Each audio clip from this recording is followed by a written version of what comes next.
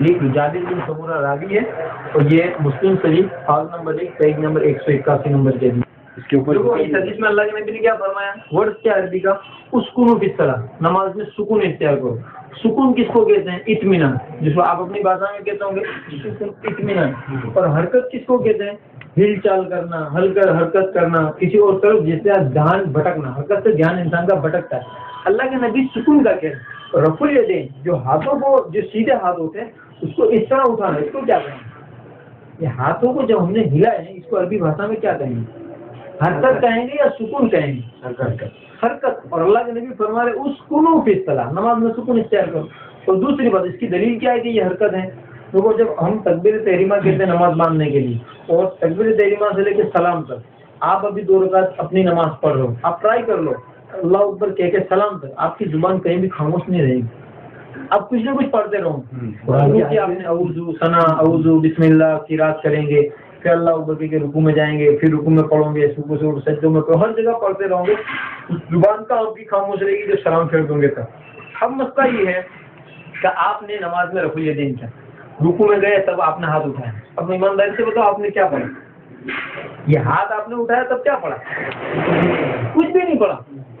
آپ رکوع سے اٹھے، آپ نے سمیع اللہ لمن حمیدہ کہا اور ہاتھ ہلا لیے، کیا پڑھا؟ بھائی سمیع اللہ لمن حمیدہ تو ہم بھی کہتے ہیں، وہ تو رکوع سے اٹھنے کے لیے بولتے ہیں، لیکن تم نے جو یہ ہاتھ اٹھایا رفع الیدین کا، اس کے لیے کیا پڑھا؟ کچھ بھی نہیں پڑھا۔ اور اللہ قرآن میں فرماتا ہے اقیم الصلاۃ لذکری، نماز قائم کرو میری یاد کے لیے، میرے ذکر کے لیے۔ تو دوسری بات میں اس کی آپ کو دلیل دوں کہ جب ہم 3 رکعت وتر پڑھتے ہیں اور وتر میں جو ہم رفع الیدین کرتے ہیں تو کیا کہتے ہیں؟ اللہ اکبر کے ہاتھ باندھتے ہیں، اللہ اکبر کہتے ہیں۔ عید کی نماز میں ہم جو زائد تکبیریں کہتے ہیں، رفع الیدین کرتے ہیں تو کیا کہتے ہیں؟ امام اور مقتدی سب بولتا ہے اللہ اکبر۔ تو بھائی تم اپنی پرسنل نماز میں جو رفع الیدین کرتے ہیں وہاں تو کچھ نہیں بولتے، اور نماز یہ آپ کا یہ عمل تو ذکر سے خالی ہے۔ اور اللہ کے رسول فرماتے ہیں اسکنوا فی الصلاۃ، نماز میں سکون اختیار کرو۔ سمجھنے کے لیے بہت ساری چیزیں کافی ہیں۔ اسلام میں بہت ساری چیزیں بعد میں بدلی، شراب پہلے جائز تھا، مدینہ میں شراب کی ندیاں بہ گئی، ابھی جائز تھی، وہ حدیث میں بعد میں گئی، ہم عمل کرنا شروع کہ وہ حدیث اس کو میرا ایمان ہے، ہاں ایک زمانے میں ایسا ہوا ہے، لیکن سنت میں اس کو میرا عمل ہے، سمجھنا ہے۔ اسی طرح اللہ کے رسول صلی اللہ علیہ وسلم کے نکاح میں 9 بیویاں تھیں، لیکن آج ہم کر سکتے ہیں 9 بیویاں نہیں، وہ حدیث ہے، اس میں ہمارا ایمان۔ لیکن جن قرآن کی آیت کے اندر 4 بیویاں کرنے کا اور حدیثوں میں جو 4 بیوی کرنے کا ذکر ہے اس کو سنت ہے، اس پہ ہم عمل کریں گے، اس کا ہم عمل کریں گے۔ اسی طرح بہت ساری ایسے احکامات ہیں جو شروع میں تھے بعد میں بدلے، تو پہلے والے عمل پہ بھی ہمارا ایمان کیا سمجھ کے، حدیث سمجھ کے، لیکن جس کا ہمارا عمل ہے اس کو ہم سنت کہیں گے۔ یہ ہوتا ہے کہ یہ جو گمراہ کیا ہے نا کہ بھائی یہ بھی حدیث ہے، یہ بھی حدیث ہے، ایک بات کو چھپا دیں گے دوسرے کو بیان کریں گے، یہ حدیث ہے نا تو حدیث پر عمل کرنا ہی ایسا نہیں ہے۔ کہ یاد رکھو کہ کسی عمل میں 2 طرف حدیث ہو سکتی ہیں، اللہ کے رسول صلی اللہ علیہ وسلم کی کسی عمل میں 2 طرف حدیثیں ہو سکتی ہیں، تو جب 2 طرف حدیث ہو اس وقت یہ دیکھنا ہے کہ سنت کون سا ہے۔ ماہرین شریعت، بڑے بڑے قرآن حدیث کے ماہرین نے سنت کس کو بتایا، جس کو سنت بتایا اس پر ہمیں عمل کرنا ہے، ٹھیک ہے، شریعت ہے، اور جو حدیث بتایا اس پہ ہمیں ایمان رکھنا ہے، ان کی طرح انکار نہیں کرنا۔